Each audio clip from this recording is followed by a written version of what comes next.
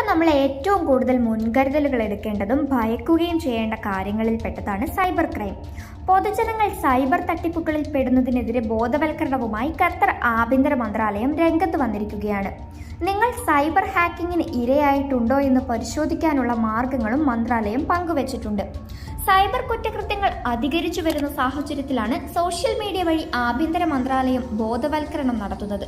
തട്ടിപ്പുകളെക്കുറിച്ചുള്ള കൃത്യമായ ധാരണ സുരക്ഷ ഉറപ്പാക്കാൻ സഹായിക്കും.